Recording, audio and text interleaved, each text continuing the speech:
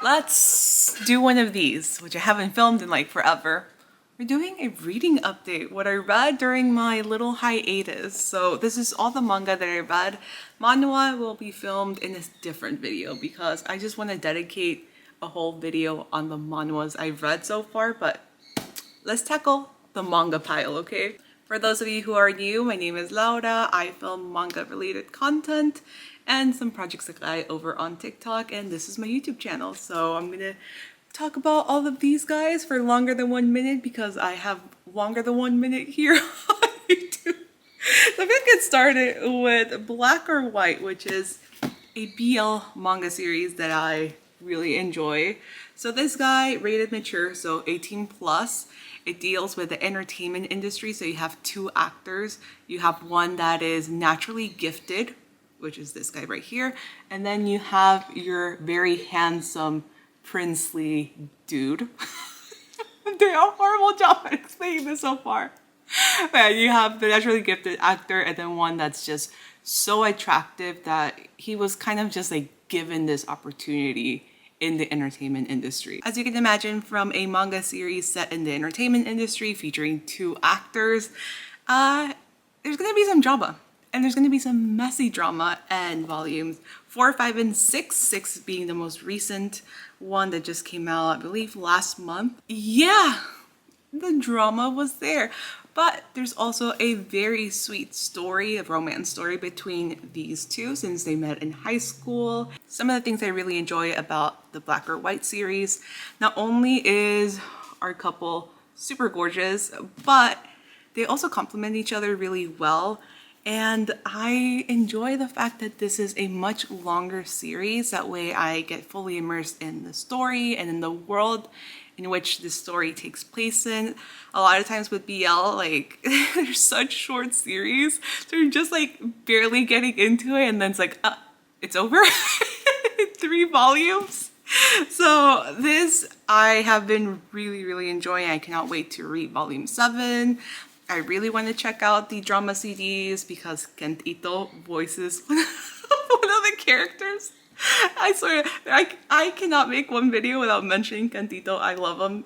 But I'm gonna shut up now. Moving on, we have Gap Papa. I was actually very excited to read this guy just because we don't get a lot of series focused on family life. I have a lot of slice of life series set in high school, set in the office, college, but none that actually follow a family, husband, wife, and kid. So I was really looking forward to this. I mean, the cover is absolutely precious, and I was disappointed. Honestly, I had such high expectations for this, and it's very cute. But it just doesn't have a plot. It just kind of feels like an illustration book, which, I mean, the artwork is very pretty, as you can see, but it just kind of feels like an illustration book. It doesn't feel like an actual series. And this is just volume 1, so it is intended to be a series. It is in full color, as you can see, and the artwork is adorable. I mean, the little baby is super cute, and I just was punching air because this just seems like such a nice life. Here I am. I'm having such a hard time explaining why I was disappointed, but it was just the lack of a cohesive plot. But the artwork's cute. The family just makes me want to like die because I'm so damn jealous. Like this, I was like, why? I kind of wanted more out of it. As cute as the couple is, I just couldn't help but think they kind of looked related. It might be because their hair colors are basically the same. They just look related, but that's just, you know, that's a different thing. Moving on to another BL, we have Only the Flower Knows Volume 3. This is the final volume in the series. This volume is, well, the whole series is rated 18 plus. Volumes 1 and 2 would be suitable for older teens, like 16, 17 and above. This one definitely 18 plus. But that being said, this story became one of my favorites. It's written by the same mangaka as 10 Count, but definitely not as toxic, not as messy as 10 Count. So it follows two college-age students as they embark on a relationship that starts from, you know, them meeting up, and then everything just blossoms into something beautiful. Like a flower. But I really enjoyed these two characters. They were very sweet. They complement each other very well. There was some drama, but nothing like over the top and messy. And the story was, you know, quite easy to follow, very entertaining and very touching as well. I did cry while reading this. And this is a shorter series. Like I mentioned, a lot of BLs are. So it's just 3 volumes, completed series. I felt like this wrapped up everything quite nicely, but as always with very short series, it just left me wanting more. It's a quick read, so I'm most likely going to be rereading it sometime in the future. Next I have I Want to Be a Wall, Volume 2, which looks like this. This is one of my favorite series. I spoke about this last year at the Best and Worst Manga of 2022. And this continues to be such a great series. Unfortunately, it has wrapped up in Japan and it is a shorter series. I'm so sad. So this story follows an asexual woman and a gay man as they embark on a marriage. I know, very strange for for that pairing to happen, but I really do like reading about their platonic relationship, how they met. This one actually has more of the backstory on how they met, and you also get to see them traveling for the first time as a married couple. You also get to see some jealousy as well, which, I mean, you kind of wouldn't expect that from a platonic relationship, but it did happen, and the way they handled it was quite good in my opinion. You also got more insight on what asexuality might mean to, you know, different people. I think it was explained very well in volume 1, and in volume 2 they kind of went a little bit further. And for me, volume 1 was a volume that was very eye-opening as a woman that is, you know, finally finding a label to explain how like my sexuality works. I do identify more on the demisexual part of the spectrum, but I do relate to Yuriko quite a lot, and a lot of her mannerisms are things that I tend to do as well. So it's just very comforting for me to read about a woman that's so similar to like me. And as I was reading, I'm like, damn, I could really cosplay as Yuriko. All I would have to do is just cut my bangs a little bit more slanted, and I mean, why do I end up looking like all my favorite female characters? Another series that I spoke about last year at Comic-Con during the Best and Worst Manga of 2022 was Cherry Magic, and this is volume 6, and I want more people to read Cherry Magic because this is one of my favorite office romances, one of my favorite BLs. It is so sweet. This one, I will have to say, it has the parental advisory explicit content. It's rated mature. I don't get why it's rated mature. It's for older teens and above, honestly. There's nothing super explicit in this series. I don't get it. This volume just gave me everything I wanted out of their relationship. It took it to the next level, and we got some complications in this volume. Something's going on with the magic. If you don't know the premise of the story, you basically have a 30-year-old virgin. Once he turned 30, he gained magical powers. He can read people's minds when people touch him, and he finds out that his co-worker, the very popular guy at the office, has a crush on him. So the premise is just very ridiculous, very outlandish, but it is one of the sweetest stories, and it's just awkwardly cute. I love it. Volume 6 was such a great read. And talking about cute stories, we have Love's in Sight. So this is a romantic comedy about 2 teenagers. We have the delinquent and a blind girl. I picked this up kind of on a whim. The cover looked adorable, and then I asked my friend Daisy if she had read it. She said she enjoyed it. The only thing she didn't like it, or didn't quite love is that it is a 4 koma. That means it's just a 4-panel manga. So it's not, you know, the most in-depth manga. It's a very quick read, but I did enjoy it because of those reasons. So I went through it quite quickly, but the story itself is just so cute.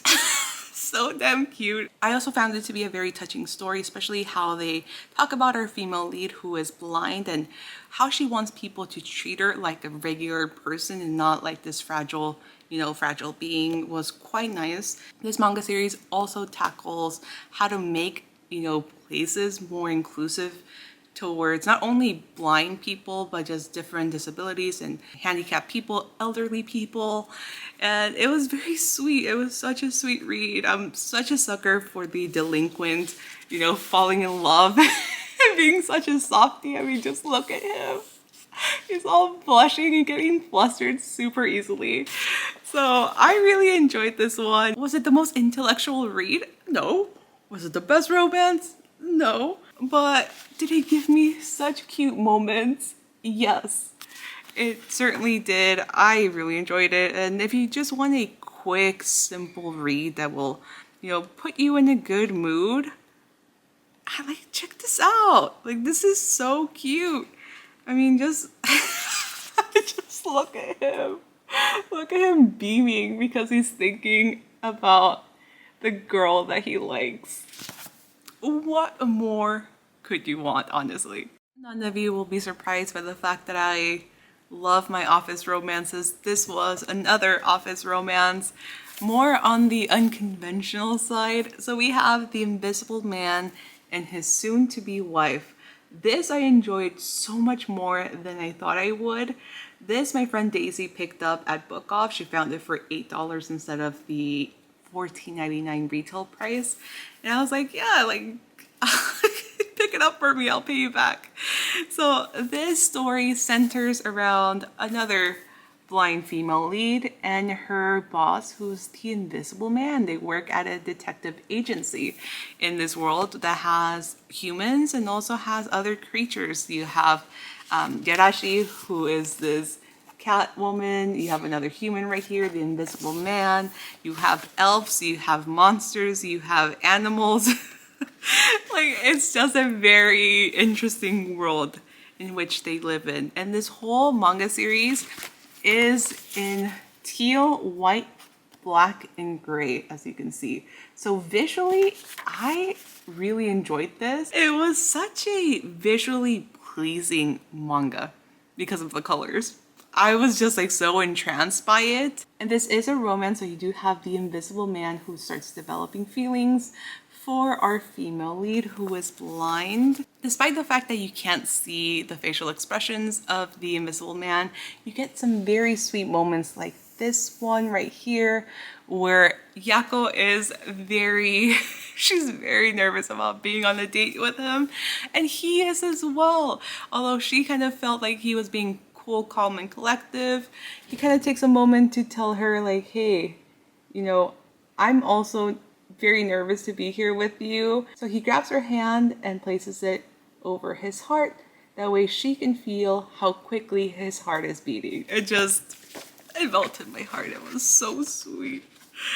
The whole story was absolutely precious. It was very easy to follow as well.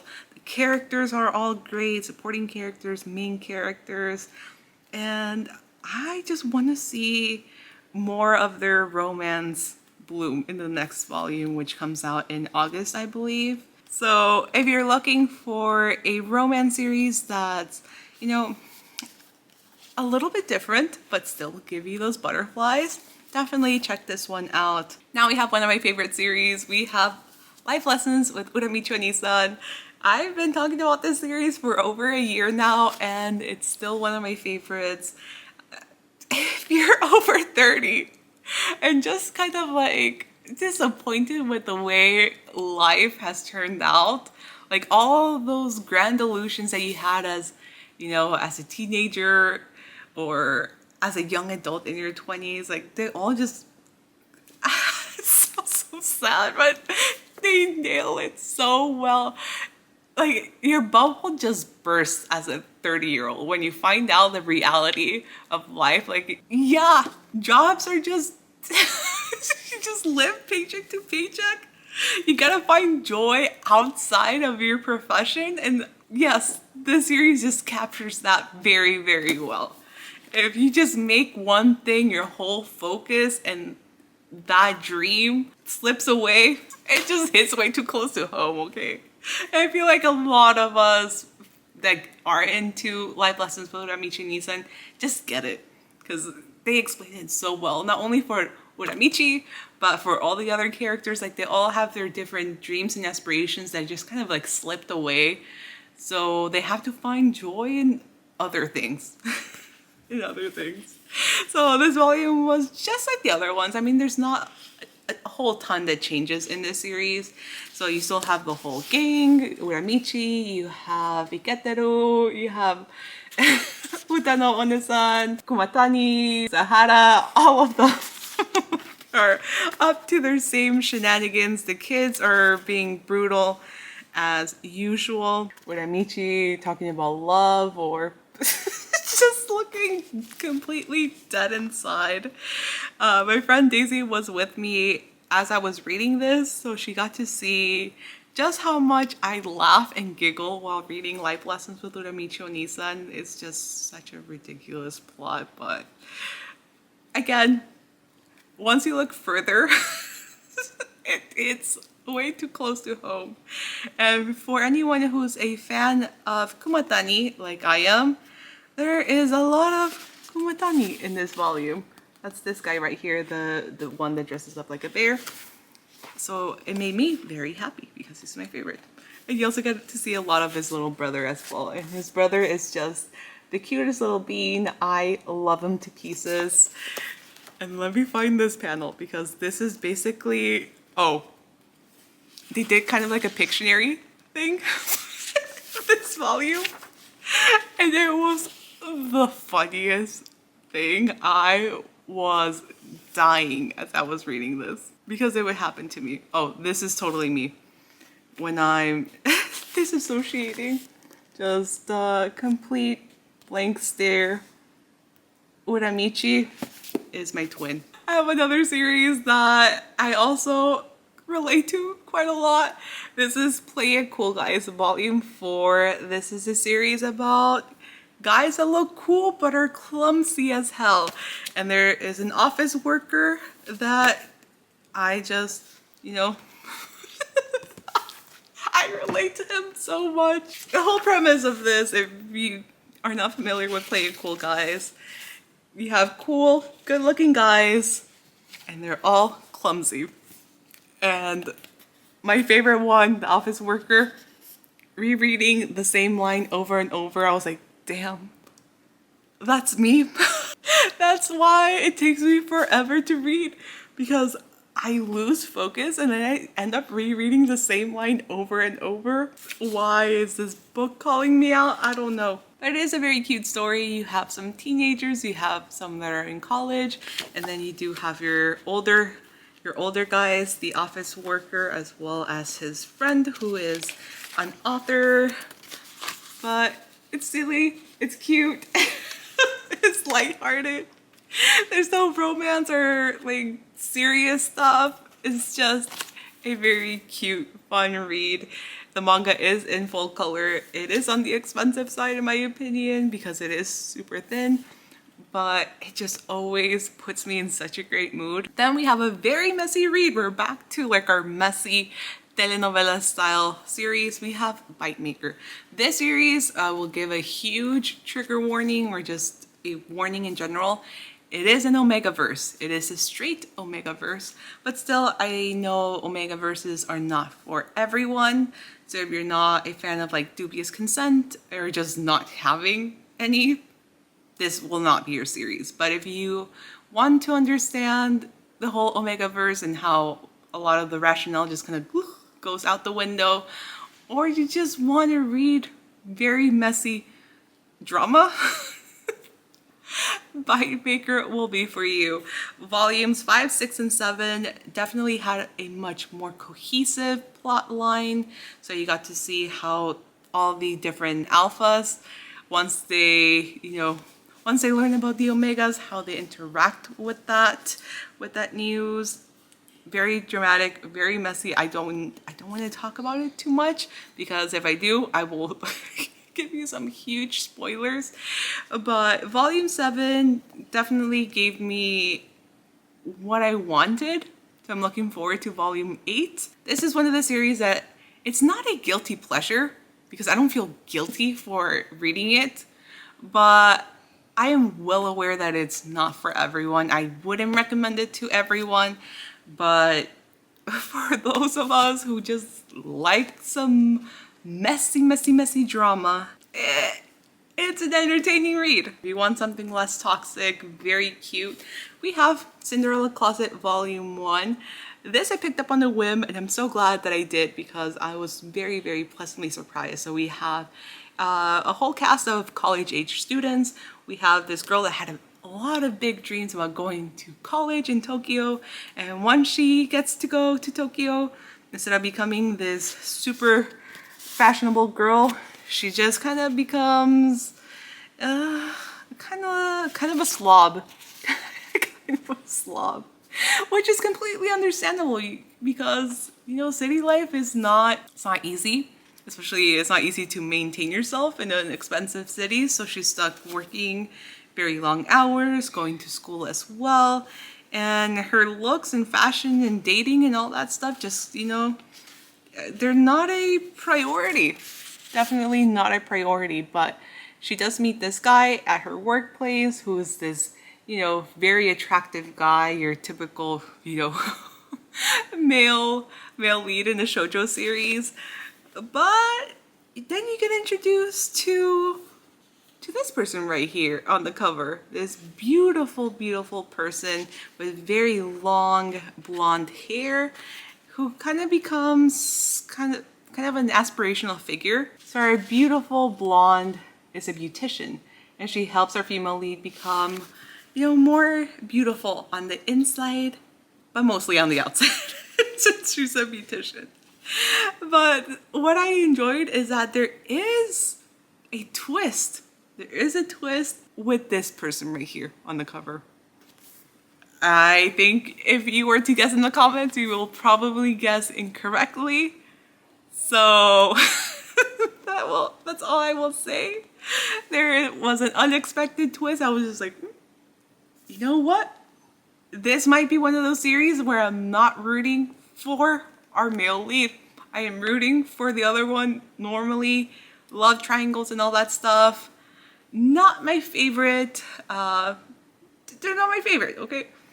But in this case, our male lead can go the other way because I much prefer this person right here. And last but not least, I saved the best for last. We have Oshi No Ko, volumes 1 and 2. So volume 1 was the manga series that got me out of a manga reading slump. Don't be fooled by the cover. I know you see a very cute idol. The story, much darker than what you would expect from something as colorful and bright as the cover. This is another series where the anime does have Kent Ito as one of the main voice actors, so good for him, good for me. But this is, like I said, a story set around the entertainment industry, mostly about the idol industry, and you get to see the dark side of being a cute Japanese idol. I don't want to give you too many spoilers, and I feel like there's a ton of spoilers already online, so I don't want to contribute to that. But you have Ai right here, who is this beautiful up-and-coming idol that everybody loves. You get to see a lot of her very tragic moments, a lot of her good moments as well in this volume. You get to meet 2 little babies as well. I mean, that is a spoiler. I really enjoyed this. This was one of those reads where, since it does have some mystery and psychological elements to it, I kept flipping back because I would keep reading and I'm like, oh my god. Like, there was a lot of foreshadowing in this, so I kept flipping back. I'm like, oh yeah. Like, this was totally in like one of the earlier chapters. I also really did enjoy the artwork in this. I mean, look at Ai. Like, she is just so cute.